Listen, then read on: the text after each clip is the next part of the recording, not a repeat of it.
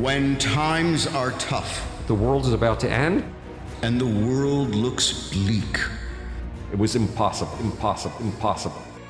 there is only one man who can save us from ourselves. The one thing you know when you're born is that you will die. This is Howard Bloom Saves the Universe, I believe they believe it, even though I find it very hard to believe that they believe it. with noted author, speaker, and philosopher Howard Bloom. Attention is the oxygen of the human soul. And now, here's Howard and our MC, Chad Dugatz.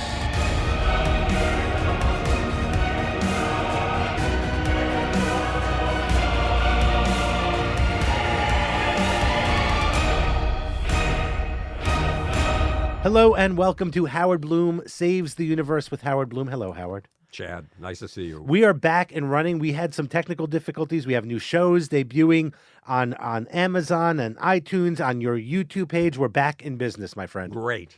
That was a long respite, but Yes. you and I were recording during that time. We recorded about 5 shows during that time. I equate that you and I recording those shows in the time and not being heard a lot to Jeb Bush's political aspirations. Oh, how's that? Well, because he was on the campaign trail and yet nobody was listening to Right. this guy. So he was kind of talking to a vacuum, which we were doing. But here's the news about all that stuff that you and I did record. We have it in the archive now. So we're going to be able to release a lot of content here coming soon. So we want to thank a lot of people who wrote in and said, "Where's the show?" Right.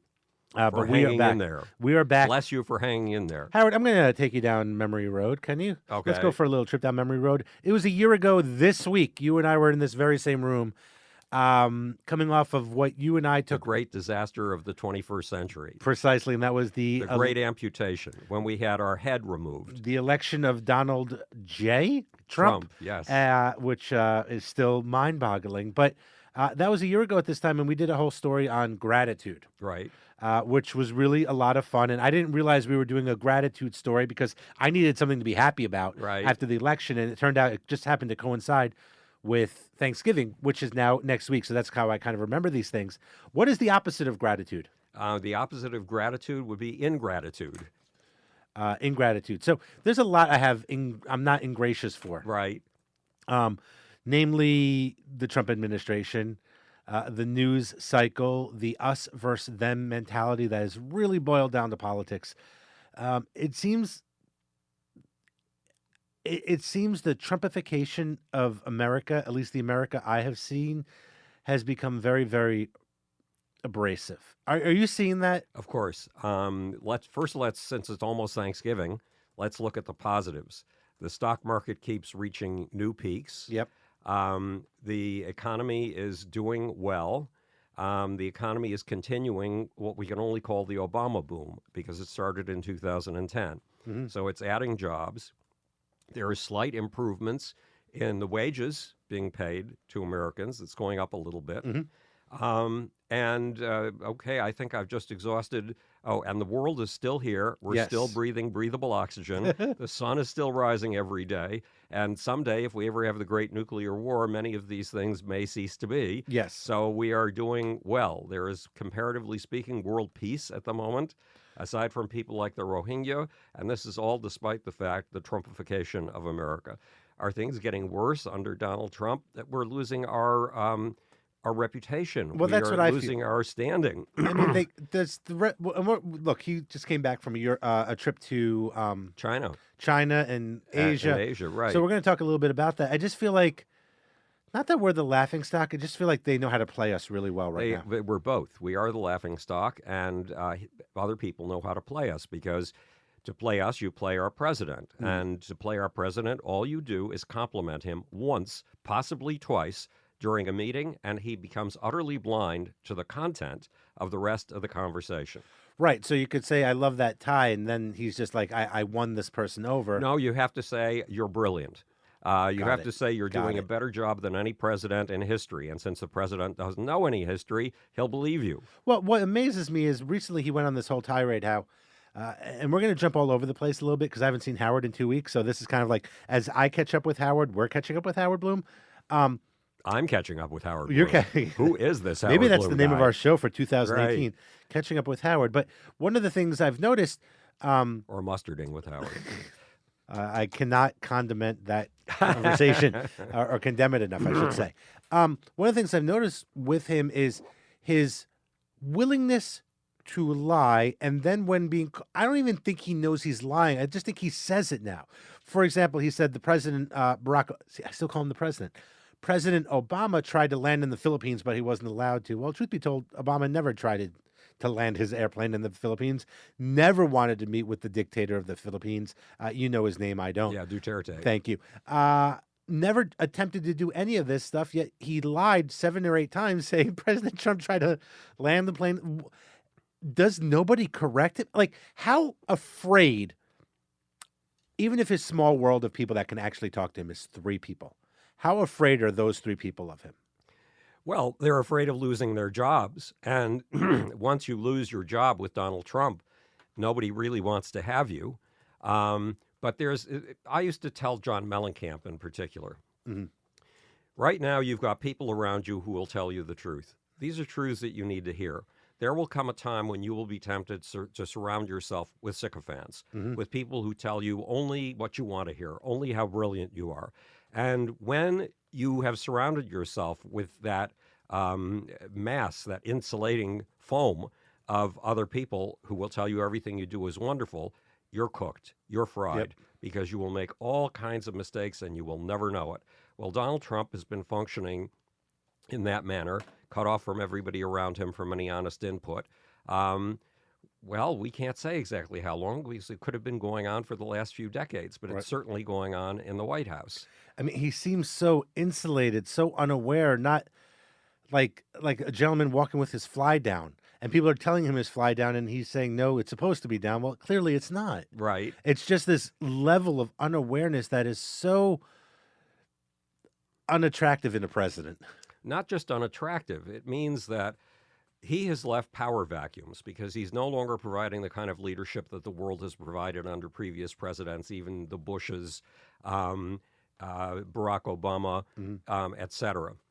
And the result is that at the very same time that that Trump thought he was having utterly fantastic meetings with the head of China, Xi Jinping, China was issuing statements that it would henceforth guarantee the safety of the airspace and the water space in the South China Sea. In other words, it was cementing its hold on the South China Sea, and it was taking it for granted that Trump is so stupid that he would never see it, that you can buy him off with a couple of compliments. And in fact, that turned out to be the case. How much coverage have you seen? None. Of this slippage in the South China Sea? Because up until now, it's we who have guaranteed the safety for shipping and transport in the South China Sea. Meanwhile, over on the other side of the world, we have the Crown Prince of Saudi Arabia, who threw a purge and arrested 200 people. Including family members. Including 11 princes, including a whole bunch of former ministers, on corruption charges. Now, there are 2 explanations of this. One is that the Kingdom of Saudi Arabia lost $79 billion last year and is going to run out of its $250 billion float and needs the money. But there's another one. The prince announced a year ago, remember a year ago, I was called in by Saudi television to do a commentary on the prince and what he was trying to achieve. And the prince, among other things, wants to build a $500 billion city of the future on territory that adjoins Jordan. He wants to altogether do $2 trillion in investments. Wow. His one plan for getting the money to pull this off has been sell 5% of the Saudi oil company, Aramco, which is worth about $100 billion if he's lucky. Well, $100 billion doesn't get you very far when you're trying to ramp up to $2 trillion. So some estimates have it that the people that he's arrested, if he were to confiscate all of their property, and he's been in the process of doing that, taking away their bank accounts, that property could amount to $800 billion, almost $1 trillion. Other estimates have put it much lower. But one way or the other, it's money. And the big news this week is that he's let out the word of a deal. if you're under arrest right now, if you're one of those 200 people under arrest, and you simply give the Saudi state 70% of all your worth, you can get out of jail. Of course, jail for many of these people is the Ritz-Carlton Hotel in Riyadh, which was built as literally a palace to house guests of the royal family. And foreign dignitaries, right. So it's not necessarily a jail as you and I constructed in our minds. But I'm sure that if you're even at the Ritz-Carlton, you're aware of the fact that depending on the caprices of the new crown prince, you could be dead at any time. Which is scary. So I think that you would probably be very willing to turn over your 70% and only be left with $1 billion here or there. I could survive on $1 billion. Right. If I had to, I suppose I would. Yeah. But the deal is that all of this happened on a Saturday night, November 4th, and something else went on November 4th as well. The king, that is the crown prince, called in the prime minister of Lebanon, had him come to Riyadh, the Saudi capital, and gave him a speech to recite, and had him recite this speech resigning from his office as prime minister in front of the television cameras. Among other things, it called Iran a terrorist state, and it called Hezbollah, which is one of Iran's proxy armies, a terrorist organization. Now, the difficulty here is that there has been a delicate balance of power in Lebanon. For the last, since 1985, Hezbollah is a fully founded and owned branch of the Iranian Revolutionary Guard Corps. Okay. It is an Iranian puppet army, and it has slowly been taking over power in Lebanon, and it has about 95% of that power. Now, apparently, under the Obama administration, there was a compromise worked out because Saudi Arabia and Iran are making war with each other. They're making war with each other in Syria. That's what the so-called Syrian civil war, which is not a civil war, is really all about. That's what the war in Yemen is all about. It's Saudi Arabia versus Iran, period. In order to keep Saudi Arabia and Iran from each other's throats in Lebanon, at the same time that Hezbollah has nearly all of the levers of power in the country, there was a compromise. Saudi Arabia would be allowed to name the prime minister, and it named Saad Hariri. So when the crown prince called in Saad Hariri to Riyadh, to the Saudi capital, to resign, he was handing the whole ballgame in Lebanon to Hezbollah, a branch of Iran, his arch enemy. That's a very dangerous move. And some speculated that what he was trying to do was trigger a war between Hezbollah and Israel so that Israel would take care of his dirty work and would weaken Hezbollah and thus weaken Iran. A very dangerous move. But one of the people making that speculation was the president of Iran, who said point blank that Saudi Arabia is trying to egg Israel into making war with Hezbollah. Right. So this is a dangerous, dangerous possibility. Now, normally when something like that happens, who do countries turn to for help? Well, the leader of the Western world. The United States of America. The United States. Damn right. But there is no United States anymore. There's simply Trump, the empty head in the White House, the hollow skull of America. And as a result, Emmanuel Macron, who is the new leader of France, jumped into that power position in the same way that the Chinese took over the position of power in Asia with the South China Sea. Right. And he actually flew down to Riyadh, to Saudi Arabia, met with Saad Hariri, and is now having Saad Hariri as a guest in France this week for what everybody's hoping is a short layover before Hariri goes back to Lebanon.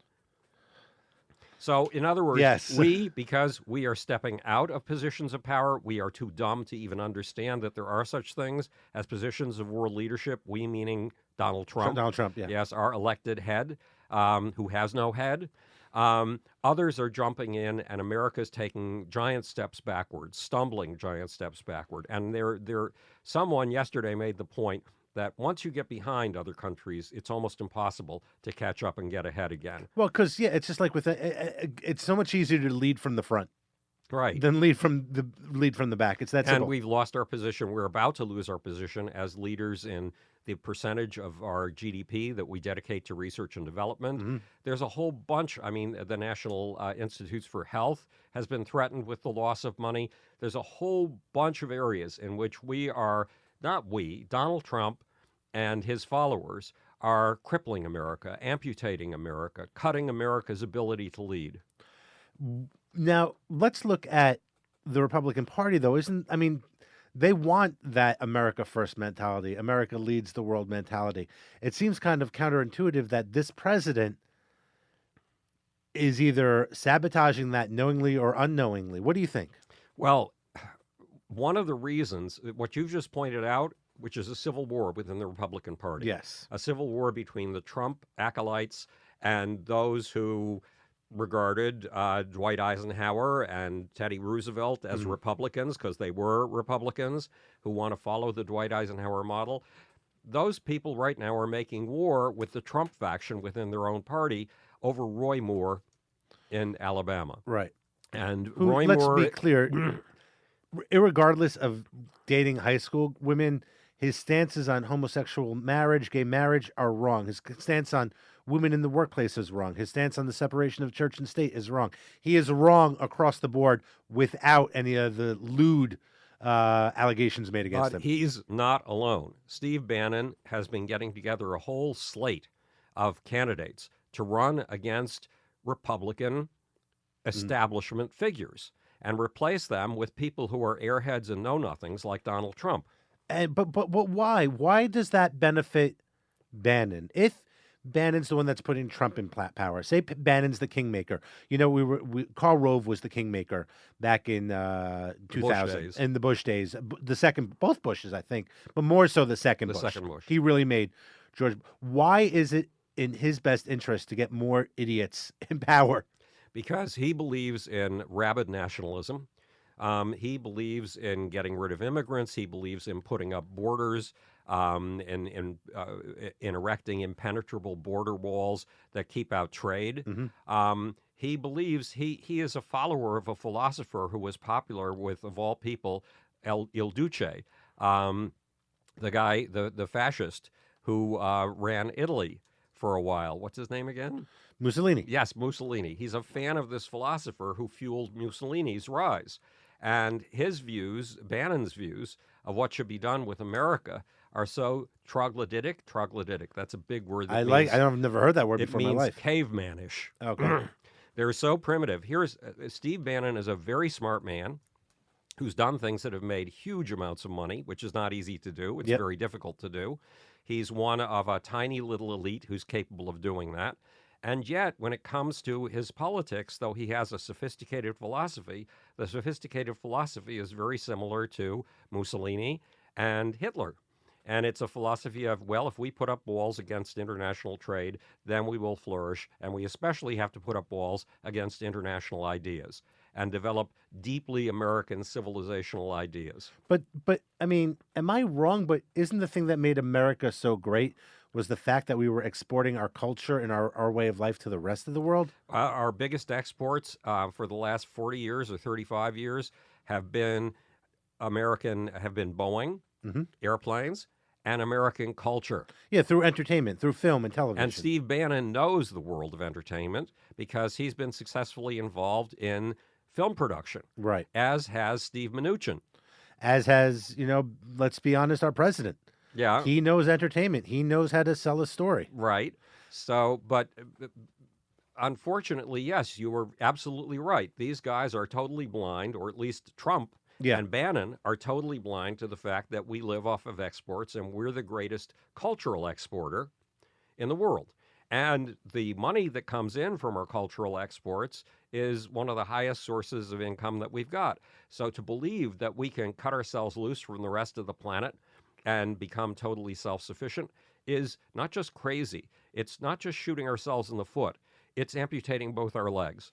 It seems as though this administration is hell-bent on that amputation. Yes. And now, I mean, as we're recording this on November 17th, just last night, the Republicans passed their tax reform legislation in the House. The Senate has yet to, which scares the which crap out of it me. should scare the crap out of most Americans, I would think, right? 99% of Americans. That 1% we hear so much about is going to benefit, again, based on the reports. I say this without reading the tax because I can't understand it. Can you understand it? No. You actually, you could, though. If I know you, if anybody could, it would be you. More to the point, it's why did the Republican Party allow itself to get hijacked by this nationalism? They tried their best not to be hijacked by it. They put together Never Trump movements. The Koch brothers got together almost $1 billion because they thought they were going to be able to buy their way into the presidency. Donald Trump came to them not only as a surprise, but as an unwelcome surprise. And the real secret to Trump is that because Trump is so good at getting headlines every single day, it didn't matter that the Koch brothers had almost $1 billion to spend because Donald Trump had $2 billion to $3 billion worth of free airtime and didn't need a budget to get it. All he needed to be was outrageous every single day on Twitter. You wonder eventually if he'll be sending the media, of which he supposedly hates so much, a thank you card for getting him elected. No, Donald Trump believes that everything he does because of some divine power vested personally in him that makes him unlike any other human who has ever walked the face of planet Earth. That he has this divine ability to always come out as the winner. And yet we end up becoming the loser. It also seems to me, and I'm sure you've noticed this in your studying and reading, that he is just anti-Obama. Obama could have created whatever it was, the most amazing thing in the world, and he's purposely going after that whole thing. But remember, politics is permission to hate. And Yes, in Donald Trump's own personal world, that means Donald Trump, we've said this before, but it's worth saying again. Donald Trump is a classic bully. However, much as he claimed during his election campaign that he was going to be the first person to stand up against Putin and the first person to stand up against China's Xi Jinping and the first person to deliver us terrific deals, he seems to recognize instinctually that in the schoolyard of bullies, there are two bullies bigger than he is, and those are Xi Jinping and Putin. And the result is that whenever Donald Trump beats up on somebody, he beats on somebody conveniently smaller than he is, including Barack Obama, who's now no longer president. And Mitch McConnell and all the other Republicans. It's, right. You know, you mentioned two people who just last week, President Trump shook their hands. Right. After calling horrible things about China during the election, China, killing China, going after China, saying he was going to get tough on China, and yet he shook their hands. I can't think, I mean, I'm sure he shook the hand of Mitch McConnell. I'm sure he has, but yet he is closer with them. Mitch's name. Yeah. You can hear him talking about Mitch. So it's kind of interesting that he wants America to be great. At least he says he does, yet he goes out of his way to undermine America and to undermine the American politicians who he needs to get his job done. But by creating more and more enemies, then he can blame those enemies for stuff that doesn't get done. It's you know. Well, we've done this little routine before. Yeah. But Donald Trump got into office because he promised Americans that he was a businessman and he could get things done. How many things has he gotten done in the year that he's been in office? Legislatively, well, now that none really, because nothing's been it's officially all done. Executive decrees. That's right. Which, according to the Republicans, only a year and a half ago, are not democratic. They are dictatorial. They go against the American Constitution. How quickly we change our tune, and Donald Trump got himself elected on the basis of the fact that every deal that had been worked out by Barack Obama and the presidents who came ahead of him disadvantaged America terribly. They were awful deals, terrible deals, and that only he knows how to negotiate a really positive deal. Now, how many deals has he negotiated in the last year? None. Right. Now, remember about 3 weeks ago when he got together with Nancy Pelosi and Chuck Schumer and said that a bunch of things were going to happen with immigration. He'd worked out a deal with them. How long did that deal last? I think the night. Yeah. It was gone the next morning. It was gone pretty much in a week. Yes. And what did he proceed to do after that? Knife in the back, Nancy Pelosi and Charles Schumer. One of the reasons that this president can't make deals is that everybody's observed what you and I were just talking about. that this man cannot be trusted, that he can be affable to you one day, and 3 days later, he can be knifing you in the back. And the Republican Party right now is kind of locked with him. How much longer can they stay with him at the top of their ticket? Because basically, he is the standard bearer of the GOP right now. They're stuck with only two possibilities. Either they stick with him through to the bitter end, and then they try to get him reelected because he's a Republican, or at least claims to be a Republican. I certainly wouldn't want him as a Democrat. Or they impeach him, in which case they sully the reputation of the entire Republican Party and mire the country down in an internal dispute, which could easily sink the Republican Party far worse than Donald Trump can sink it. But, we say that, but look, 74, I believe, Nixon stepped down. When did Nixon step down? 74 or 74? Around there. 6 years later, we had a Republican president again. Right. I mean, granted, Jimmy Carter and his inability to handle the Iran hostages and gas prices, and he had a lot of domestic and foreign policy things he had no skill set in recovering. Right. But still, 6 years after a liked Republican who was an established Republican, I mean, lifelong Republican, governor of California, ran several times for president, lost the presidency to Kennedy, a generation before, a decade before, rather. He was a true Republican, Richard Nixon, of that time. Right. Like, whatever the Republicans were in 68 when he won his first election, he was the standard bearer of the GOP. But that's because the GOP was standing at a place on the continuum so far from where it is today that it's ridiculous. Well, sure. So, and he opened up lots of social programs. He opened up conversations with China. Well, he started the environmental EPA. Yeah, right. So, but having said all that, I mean, the Republican Party could take a lesson in saying, hey, we might have to kick out this president, but we can be back in 2 years. We can be back in 6 years. I feel like the longer they're literally sleeping with this guy, the more diseases they're going to get with this guy.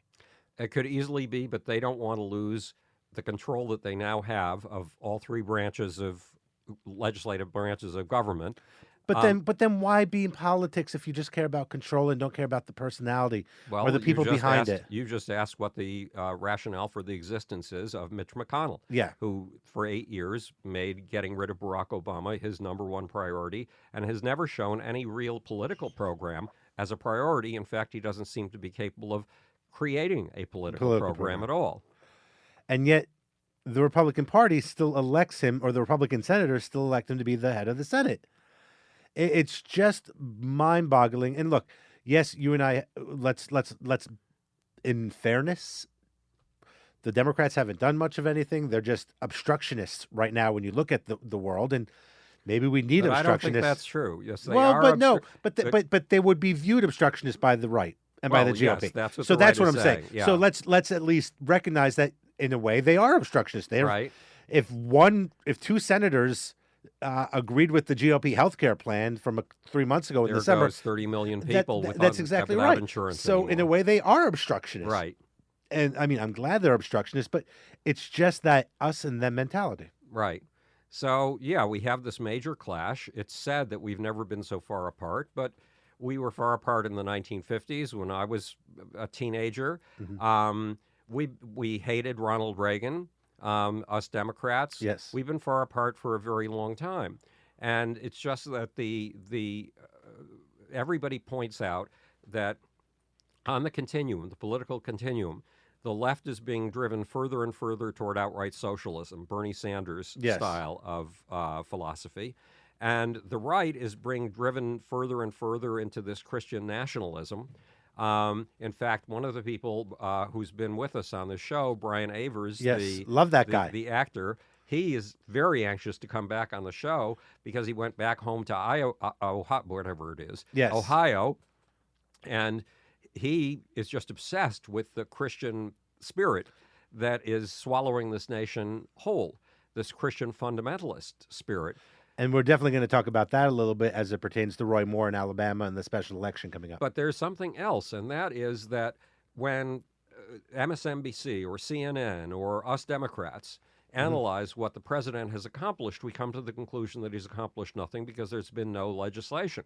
Well, the platform of the Republican Party is no legislation. So no legislation is a win for them. Why? Because they have come to Washington swearing that they will dismantle the government, Right. that they will remove big government.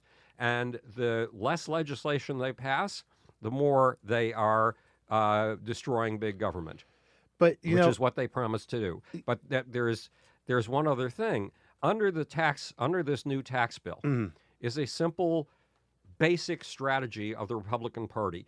If you starve the government of money, you can make the government wither and go away, the federal government. So they are trying to put together a tax program that will put America another $1.5 trillion in debt. Why? So they can starve Washington, so they can make the federal government disappear. Now, there's an irony or a hypocrisy here.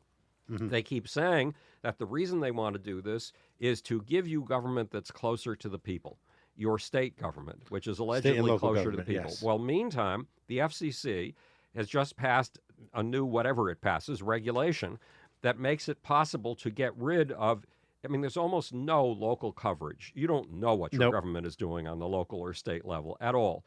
And the regulation that the FCC has passed makes it possible to get rid of even what little bit of local coverage is left. Secondly, that's the first point of hypocrisy. The second point of hypocrisy is that the Republicans say they want to bring the government back to the state level where it's more accessible to the people, it's closer to the people, and yet in their tax bill, they are not going to allow you deductions for local and state taxes. Now, how in the world do you fund those state governments they're talking about, which are the salvation of American liberty, in their opinion, if you don't, if you discourage local governments from raising taxes? So to give you an example of this, and we're just going to use some really broad numbers. You and I, you live in New York City. I work in New York City. Because you live in New York City, you have a federal tax. Right. You have a state tax. You have a city tax. And I have a property tax. And you have a property tax. Now, say you pay, round numbers, $10,000 a year to city tax. I have no idea what the number is. That number that you're paying to your city tax used to be tax exempt. Right. So if you made $100,000 and you're giving $10,000 to the city, the federal government would say you only make $90,000 and you'd be taxed on that $90,000. I've actually been reading about this a lot. The federal government is saying, no, now you're going to be taxed on the $100,000.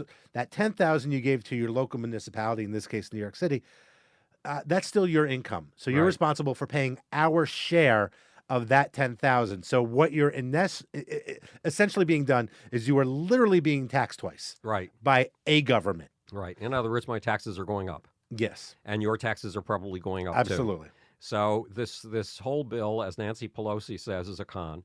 It's a fraud. Yeah. But it's a fraud designed to starve Washington at the same time that it makes the super rich fatter and happier. And so it amazes me how there's no concern for the regular people of America who are paying these bills over and over again. Like, do they not care? Not to mention paying the salaries of senators and congressmen. Well, that's a great point also, because so we're getting these double taxations, and let's also go to that next step. The states and the municipalities where these double taxation laws will now kick in are blue states. Why? Because those blue states tend to have more money and more people. So, and those blue states actually, and because you have more money and more people, that means the local services have to be greater. I have an uncle who used to live in New Hampshire. They didn't have local services necessarily for homeless people at the course and value that we have to have them here in New York City. Our taxes to live in New York City have to be higher because there's so many services for people who are legitimately in need of those services. So we're paying more to our local governments than Nebraska, than New Hampshire. We give, I think it's New Jersey's the highest state tax. I think it gives 68, I think it gets back 68 cents from the federal government for every dollar it gives. I think New York is 71 cents back for every dollar it gives to the federal government. So we are subsidizing the rest of America. That's exactly my point. And It's got to come a point when we can't be footing the bill for everyone else. When do we as states say enough is enough? Well, there's one other element, and that Yes. is it is much more economical to live in a city, as expensive as a city is, than it is to live in the country, even though the rents in the country are far lower. Why? Because the amount of infrastructure per person that has to be built in a city is a fraction of what it is in the country.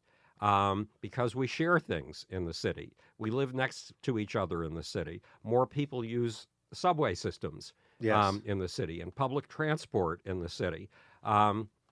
The cost for heating a home in the countryside, where all four walls are exposed to the cold, is much higher than the cost of heating in some place like New York City, where the buildings are right next to each other. The wall of one building is the wall of the another next building, sure. too. And the buildings basically huddle together and keep each other warm. So in terms of efficiency, cities outdo the countryside Yes. by a tremendous Which margin. makes sense. Which makes I just feel like we give and we give, we don't get back on the and we're asked to give more. And the folks in the middle of the country who communicate with me, I have a very weird set of 5,000 friends on Facebook. Of which I'm not one of them. Because once you get to 5,000... I know. I'm just giving yeah, Facebook.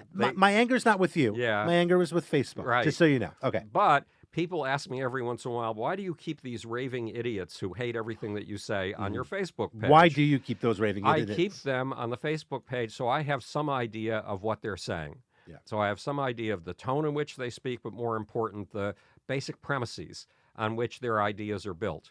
And they have said point blank to me, we don't want your vote counting. If you're part of the coastal elites, we don't want your vote to count at all. Yeah. We want to be the only people whose votes count. And that, in fact, happens through gerrymandering and the process you're talking about, where we only get back 70 cents for every dollar that we put in. And the people in the country want more of this. They want a rule by, of course, themselves, which, of course, we all do. I mean, it goes back to Plato, saying that the ideal king would be a philosopher. And who did he have in mind? Plato. Right. Plato, right? Of course. It was himself. I realize in complaining about the taxes going up on me because I live in a state where it's more expensive sounds very Republican in that nature. So I just want to recognize my my duplicitousness there. Okay, so taxes are going up for you and I. Right. And they're literally robbing from the blue states because their majority Republicans are in red states where they need more money from the blue states. Right. Again, in tax policy, it is blue versus red. Right. In social policy, it is blue versus red. Socially, and you look at the South, very Christian conservative values versus the liberal left coast and right coast people. It's us versus them all over the place. How much longer can this go on? Well, us versus them, we've talked about this before, has gone on it went on in Carthage, it went on in Rome, it's going on here. I mean, you know that if Pompeii was buried by a lava flow, it was buried by a nearby volcano. Mount Etna, I believe, or Vesuvius. I think it was Vesuvius, I think you're but I'm right, not yes. sure. So, at any rate, the point is that when it was buried, it was then kept intact, kept in very good condition because nobody could get to it. It was frozen in stone. Well, when they finally opened up the walls of Pompeii so they could see what they were like, what condition they were in, they had graffiti on them, which was kept fresh by all of this stone. And the graffiti said so and so who's running for an election is a whoremonger. In other words, they were already using sex to destroy opposing candidates, and they already had serious opposition between factions who were for one candidate or another candidate. So this stuff is endemic to politics.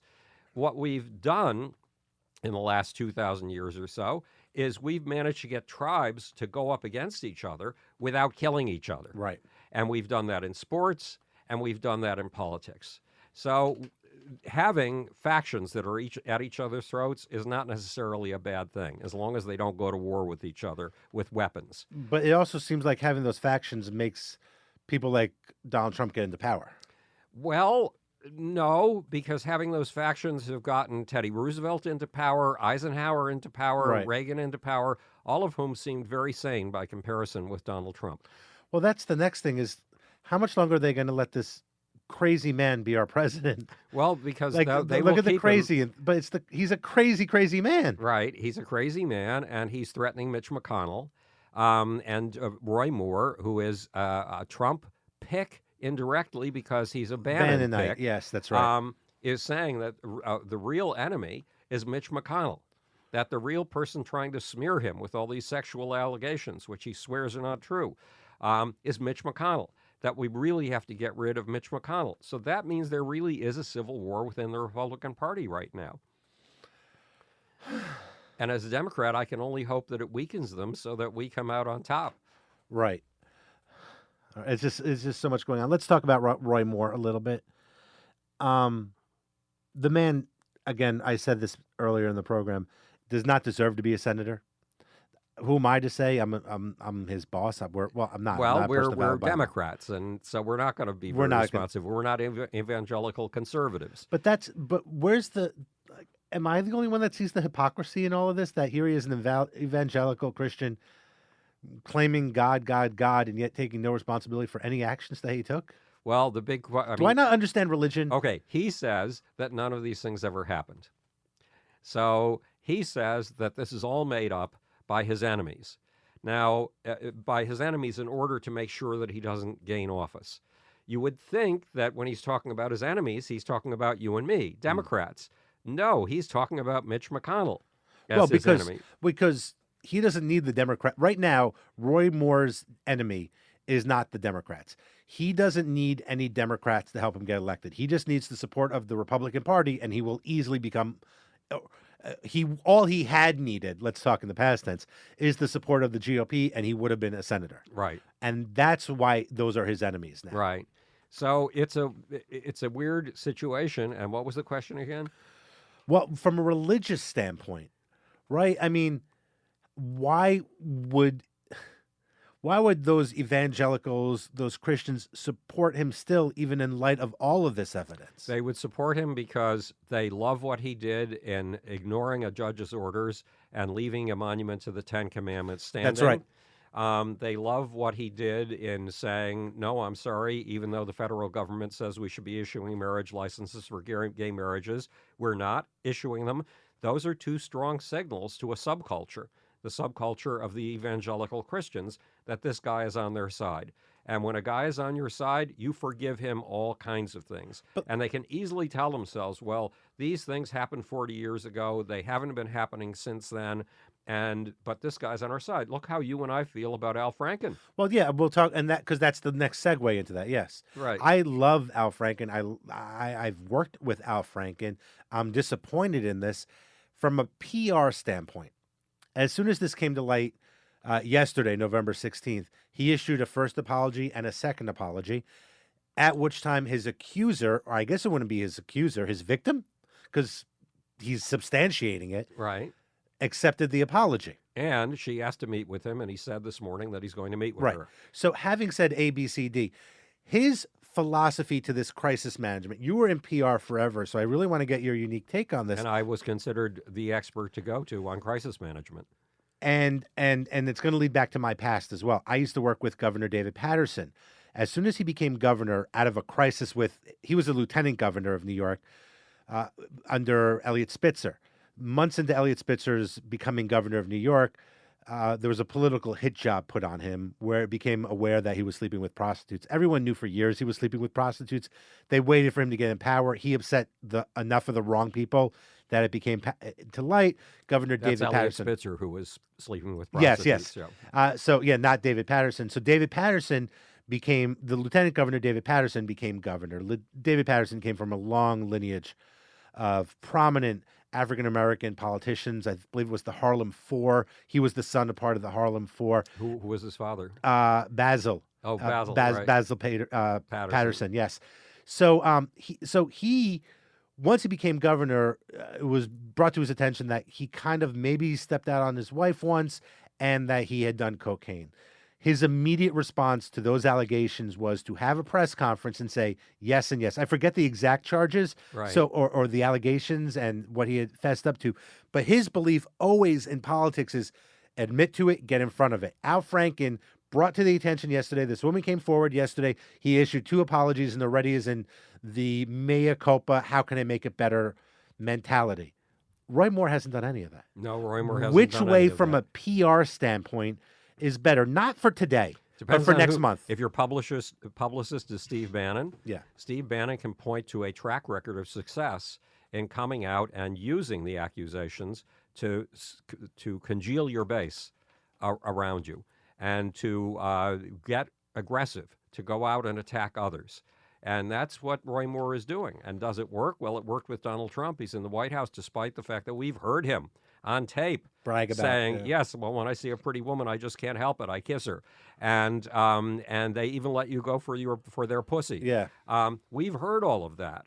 We've come to understand that what these women are talking about is real through those words of the president himself.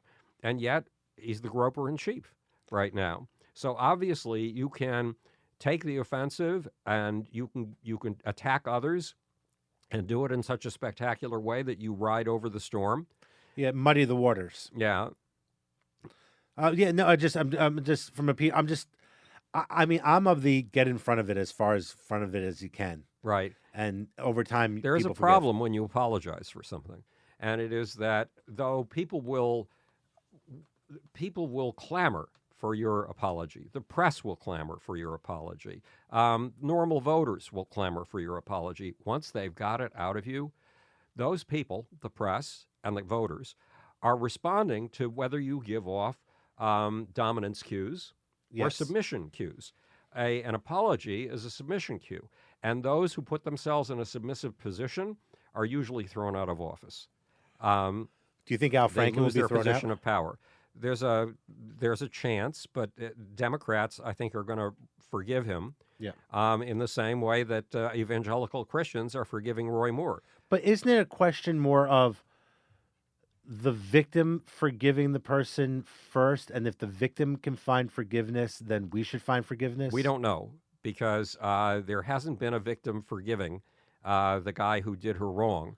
Well, this woman seems to not forgive, accept the This will be apology. the first one. And there's a big difference between forgiveness and accepting an apology. Right. Huge difference. Right. I don't know if she necessarily forgives him, but she believes his apology is sincere and Right. heartfelt. Well, in our recent American history, where we've had a lot of these sexual allegations, remember, sexual allegations to get somebody out of power go all the way back to the walls of Pompeii and Yep. its graffiti.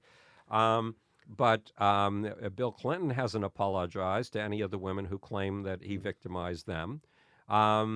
And Donald Trump is not apologizing to anybody. Right. So if this is an apology that's accepted by the victim, it'll be a first, and we'll have to see how it plays. Right. And should we then?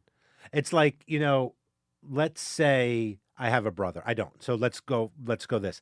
And my brother's wife stepped out on him. Right. Right. He might forgive her for cheating, but do I have to because he does? From a family standpoint, yes, for the sake of the family, we move forward. She forgives, I forgive, he forgive. But as a country, I don't know if we're capable of doing that. Well, one of the things that the woman who was victimized, if you want to put it that way, by Al Franken, He done. abused her. yeah, He threw his tongue down and yeah, well, that was horrible. yeah, and he made groping while she's passed out asleep. Right. There's a photo. I mean, it's not. You know optics. Right. You studied optics. You understand body language. That's a horrible photo to have out there. Right. He was mock groping a sleeping woman. Right. Well, if she does forgive him, and first of all, she has said in the last 24 hours that it was never her intention to drive him out of office. Yes. So my suspicion is that if he weathers this storm, he will come out stronger because he's gotten additional publicity for his name. I mean, and his name was bantered around as a possible Democratic running contender in 2020. Well, that's why he published his book, and Yes. it's called The Big Man. What is the full title of his Oh, book? you keep talking about. I'll bring that up. Yeah, but he's a little tiny guy, so he was mocking himself much the way I'm mocking myself with the title How I Accidentally Started the 60s. Right. although there is a certain truth to that. I did help start the 60s. Yeah, you did. Giant of the Senate. Is his Giant book. of the Senate. So here he is, the size of a flea. Yes. And he's obviously mocking himself. We will see how far he gets, because this is another weird thing about the American political system, and that is that when two guys are running against each other for the presidency, the taller one almost always wins. It's back to those dominance gestures that we respond to. Right. I mean, look, I'm and as are you familiar with the snowflake mentality? No, what is A it? snowflake is somebody who can't handle bad news. It means Yeah. like a snowflake can't survive when the heat's on. Right. So they call people, the millennials generation has been labeled snowflakes, like they only want to hear what they want to hear. Right. They can't handle bad news, or there's no grit to the snowflake generation. I admit, when this Al Franken stuff happened last night, I couldn't watch the news. I didn't want to hear it. My party was being attacked. Somebody Right. who I liked was being attacked. And rightfully so, for something he did do, which is disgusting, but yet I didn't want to hear it. I didn't want to Right. be a part of the jumping on. So you've just described a part of what's going on with the Christian fundamentalists Yeah. in Alabama when it comes to Roy Moore. And if that can be turned around to an accusation that, hey, this woman only made these accusations, which are totally made up, even the picture is photoshopped, Yeah. because those evil Republicans are trying to get rid of Al Franken, you would tend to believe that. I don't know whether I'd believe it or not, but Well, I mean, but look, the district, the Roy Moore's legal team, everything you just said, they said that's a doctored yearbook autograph. We don't believe it's real. She just played that in. We need to see it. We need the original. We need our own hand. as if you could trust any those people with the you couldn't original. trust anything you can't. And this leads back to what we were saying at the very top of the program. I just feel like there's so much abrasiveness in our country right now. One tiny little detail Yeah. is that Roy Moore, as of today, what is today? Friday the 17th, yes. of November. As of today, Roy Moore is behind by 10 points in the polls. In Alabama, behind Doug Jones, I believe. Yes, his name? Doug Jones. Yeah. The difficulty is that often people will tell a pollster something in order to retain their sense of dignity. And then when they get into the voting booth, they'll do the very opposite of what they told I the maintain pollster. that's how we had the second Bush 43, his reelection in 2006 or in 2004, I believe was just that. It was people saying, I'm not going to vote for him. I'm going to vote for John Kerry. Right. And instead, when they went to the booth, voted for Bush. And I think that's what happened with our election in 2016, where people said, I could never vote for Trump. And then So that 10-point lead could be ephemeral. Yeah. It could be something you should not bet your grandmother's fortune on, much less your grandmother's life. Yeah, I'm not going to do anything. All right, so we had that. Since we did speak last, though, we did have some good news politically for you and I, at least, and that was the 2017 not midterm elections, but there were some elections, not even special elections, in that New Jersey, and Virginia held their elections for governors. A Democratic mayor, again, here in New York, your mayor, not mine, but I guess he is my mayor because I pay taxes to this city as Right. well. Won again. And basically up and down the aisle and up and down the tickets, I should say, it went all blue. Right. Is that a sign of things to come, or is that the blip? We don't know. We don't have a clue. But let me go back to the sexual stuff for please. a second, because there's something deep in this that we're not looking at, and I could lose my reputation forever and all of my listeners by talking about it. Mother Nature isn't nice. Mother Nature is a bloody bitch. And Mother Nature has made males as expendable items. Yes, we've talked about this. Yeah, and the result is that if you put, you try this with rats. You take 10 rat females, put them in a cage with 10 rat males, and wait to see what happens with the pups. Yep. And then you look at the genes of the pups. What you discover is only one of those 10 guys, 10 male rats, sired every single pup. Right. 9 guys were discardable. Now, sexual frustration is hideous. It's painful. It's so painful that at Reed College, the guys on my dormitory floor would Yeah, get you said together this, yeah. every Saturday and they would scream, "I'm so horny I could die." Right. It's extremely painful. And so that's why you have these sexual transgressions. Because Yeah, but I males mean- are, and males in power They struggle to get power because they imagine that, like rock stars, who women throw themselves at rock stars' feet, they'll get all the sex in the world. But nature has part of this. I mean, none of us can excuse doing inexcusable Well, things that's what to I'm our fellow saying. Yeah, human I mean, we beings. know better. Ultimately, Louis C.K. knew better. Right. Ultimately, Kevin Spacey knew better. Ultimately, Harvey Weinstein definitely knew better, but still continued down that path. Right. Roy Moore had to have known dating 15 and 16-year-old girls. It's just, while in Alabama, I'm shocked to learn dating a 16-year-old girl is legal. Right. Still, in 2017, it's legal. Right. Who knew? I'm shocked. And what's even shittier about all that, and I'm going to sound like such a left coast liberal New York Jew, Right. it's kind of what I expected from Alabama. Yeah. I mean, I know if anybody's listening in Alabama, I do apologize. And if you are listening in Alabama, I guess you're on our side anyway at this stage in the hour. But it's just, we know better. We may still act, but ultimately we know better. And I think that was Al Franken's. Yes, he did the action, and I think he was just trying to be funny He was just trying to be funny in the photo that we saw. in the photo. Yeah, It was definitely a comedic routine that he but was she pulling. looked passed out. Well, she was asleep. passed out. She was asleep. Yeah, She none of wasn't- that's a good yeah, picture. She wasn't there. And then putting his tongue down her throat. Yeah. Who knows? He might have thought that was a joke too, but she didn't appreciate it. Right. And we have look. We don't have rituals of consent. We don't have a simple thing that we all learn in our childhood that allows us to say whether we do or don't want to have sex with somebody. And what's worse, sometimes we don't know.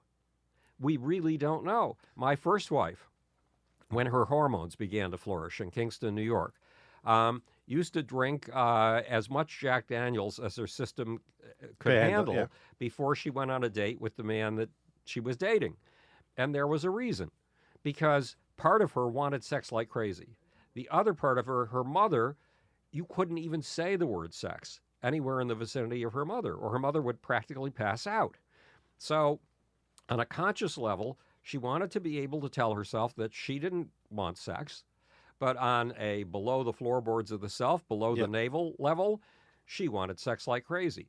And by drinking all that alcohol, when she slept with her boyfriend in the back seat of the $50 car that they had purchased for this purpose, she was able to tell herself the next morning, I didn't do that. The alcohol did that.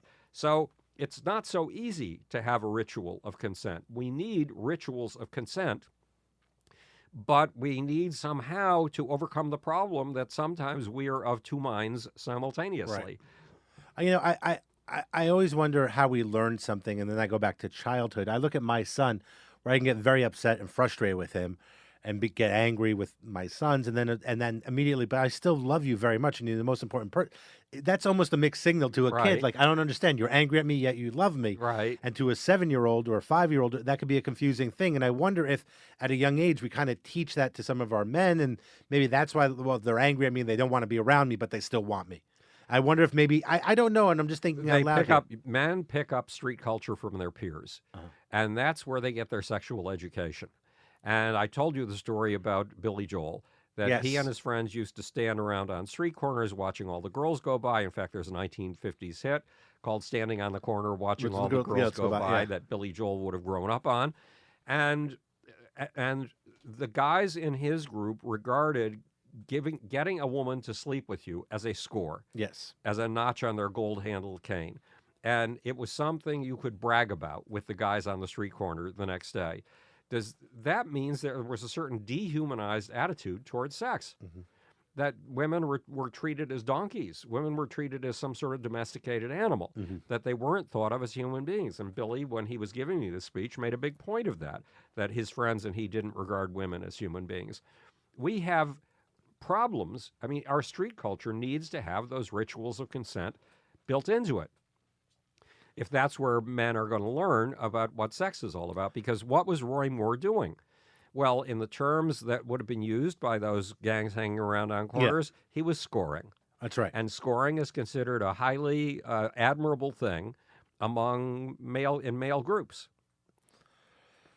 Is there hope for our society? Yes, absolutely. Okay, We give me keep some hope, Howard, before we keep close. making progress with these things. Okay. The fact that you and I are discussing this today is a part of a major lurch forward. into an attitude toward gender that didn't exist 100 years ago, didn't exist in the West, didn't exist in China, didn't exist in India, didn't exist in Africa. It goes back to the three legs of the Western system: government, private industry, and the protest industry. The protest industry continuously moves us forward and makes us wiser, and continually stops our transgressions or modifies our transgressions. And that's why we have 1/10 the rate of violence that we had in 1650, because of these little tiny steps forward. So But wouldn't that whole just we say the one, but all it takes is one World War III to really throw those numbers back in favor of going backwards in society. absolutely true, and that's why it was so scary 7 days ago when the Crown Prince of Saudi Arabia, recalled Saad Hariri to Riyadh and had him resign, because it could have been the trigger for World War III. That's what I'm saying. So we look at all these movements. The human lifespan is longer, double the lifespan that it was in 1800s. In 1850, right? I mean, really amazing biological developments. We have disease prevention methods and shots and drugs. And I have a headache. I can take two, Motrin or whatever. No, I don't take Motrin, Advil, but ibuprofen, and it's gone. We have all these ways, but all it takes is one World War III, and the whole thing means shit. Right. And to start a World War III, we need one idiot. Right. And we elected one of those idiots. Right. And we elected one of those idiots, and he now has the nuclear football, and ultimately has the right to say yes or no to a nuclear war. There's no getting around that fact. And he's ignorant as a bag of shit. And yet the people who are supposed to be smart around him allowed that ignorance to continue. Because if they didn't, that he would throw them out. His big deal is firing people. He thinks that you run something effectively by firing everybody in sight. No, you don't. Churn and turmoil leads to an ineffective organization. And because the White House was built long before Donald Trump was born and will continue to exist long after Donald Trump is dead, the battleship is moving in a certain direction, and it can stay afloat with or without a Donald Trump.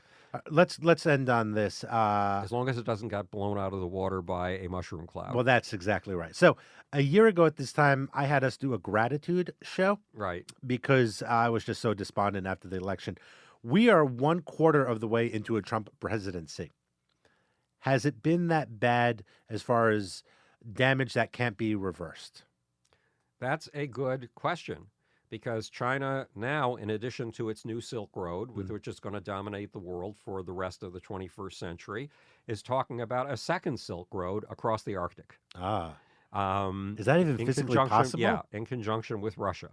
And meanwhile, we're not getting any press about this in the United States. We're not recognizing what it means. Where would that go? From China up over the Arctic Circle to Canada, and they're also talking about putting a tunnel under the Bering Straits to connect the world. So the Chinese have big visions, and they have a history of delivering on their visions. We right now are showing that we are flaky as hell, that you can't count on us, can't rely on us for anything, and that we're stupid enough to elect a really stupid president. But didn't President Trump run on infrastructure rebuilding? And yes, but you haven't heard a word about that since he got into office. I haven't heard a word about anything. Yeah.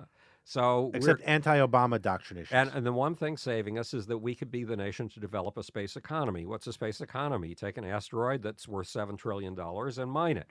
$7 trillion is bigger than the entire GDP, I think, of 2 Koreas. Yeah.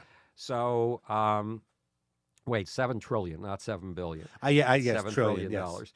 So if we open up a space economy, we can compete with the Silk Roads the Chinese are putting together. It will take a big vision. And actually, Donald Trump, as of yesterday, when we had the meeting of the Space Development Steering Committee, Donald Trump has deep-sixed an idea that was just a total waste of money. It's called a space gateway, and it's not a gateway to anything. It's just a boondoggle. And he is encouraging us to get on the moon. We hope using private companies like SpaceX and Jeff Bezos' Blue Origin. And if he does that, he will have made a major contribution to the forward stepping of American culture. You said something really critical when he did win the election last year. He said it is very important to applaud and recognize the good he does, not just the bad he might do. Right. And you just did that right there. Right. So we can be a little fair, even though we just don't like this guy. Howard, this is our last broadcast before Thanksgiving, but we're taping a again before Thanksgiving, which will come out after the holiday. But what are your plans for the holiday? I'm going to Buffalo, New York to see my family. This week, a cousin, I was invited in September or October to a family dinner for one of the high holidays. I'd never been invited to one of those before. It was very important to me. The cousin who invited me was sitting on a couch. He was overweight. He was ruddy as could be, watching a football game, the way I normally see him. And he's one of the people who's been responsible for bringing me back into the family. Oh, nice. After decades and decades of isolation. Then I got a text from his wife, who's actually my cousin by blood. Yes. And she said, Chuck is sick. He's got pancreatic cancer. Well, pancreatic cancer, I've been through that with several friends. It's a killer, and it kills you very fast. And I said, okay, can I come down to your house to visit him? And she said he's already in hospice, which means they're planning on his dying. It turned out that he had kidney cancer as well as pancreatic cancer, and he had a tumor wrapped around his esophagus. So I went down to see him, and my hearing is half gone because of the antibiotic treatment I was given. And we hugged and we cried together, he and I told him how much he's meant to me and all that he's done for me in my life, because you need to know that kind of thing when you're that desperate strait. You need to know it even when you're normal. We all need affirmation. Yeah, right, exactly. And he said a whole bunch of things to me that I couldn't hear because of this antibiotic treatment the doctor gave me. Okay, so Tuesday he died. Oh, I'm sorry. And it's become all the more obvious that at the few occasions when I can see my family, I've got to, because time whiffles past very fast. So I'm going to Buffalo, New York to see my mother's side of my family. Flying, driving? Flying this time. Okay, good. Because 2 years ago when I first met you... I always took the bus. That's craziness. Yeah. Well, have a safe flight. I myself... What are you doing? I'm heading to Florida. Oh, good. Your parents are not there. No, my parents are up here, but they want to move there. Right. My uncle now lives in Naples. Right. And there was some worry in the beginning of the season. You remember Naples got hit with Hurricane Irma. Right. And there was some worry that we weren't going to be doing this Thanksgiving there. Right. We are going to do it. His house. So that means he has power. Power, everything's back up and running over there. All he has, as he said, is thousands of dollars worth of landscaping problems. Right. And ultimately, you can't cry over landscaping problems. Right. That's just wrapping paper on a beautiful house anyway. Right. So we're all going there. I'm very excited to go there. It's a weird vacation for me. I don't normally just go away for 3 days on a quick flight. So I'm excited about that. And and then really gearing up for the main Christmas push. We're going to talk more about the holidays, of course, later, because I always find holiday spirit so infectious. Right. Do you? Well, I work straight through the holidays, so sometimes I even forget that they're going on. But you got to hear the carols. Yeah, well, I hate Christmas carols, music but that's in a every long story you go into. All right, Howard, how can people get a hold of you? HowardBloom.net. I am Chad Dugatz. You can support this show by visiting us at Patreon.com. That's Patreon.com. Just look up Howard Bloom's name in there. We have all these different levels of gifts and thank yous, and our way of showing appreciation for those who do subscribe to the podcast via Patreon, and not only subscribe, but I should say support the podcast. Of course, you can subscribe to this show on Apple Podcasts, Google Play Music, Stitcher, Podcast Republic, anywhere you can get a podcast. We are there. Please leave us a rating and a review. It greatly helps Howard and I and the exposure of this show. If you like what you hear, tell your friends. Howard, happy Thanksgiving, my friend. Happy Thanksgiving, too. May you have a wonderful turkey, and may they make a nice, stiff, pasty gravy that sticks to everything on your plate. You just got me hungry. You've been listening to Howard Bloom Saves the Universe with Howard Bloom and Chad Dugatz. To learn more about Howard, visit howardbloom.net. Howard Bloom Saves the Universe is a production of Pro Media and Howard Bloom. Copyright 2015 by Howard Bloom. I'm Matt Tombs.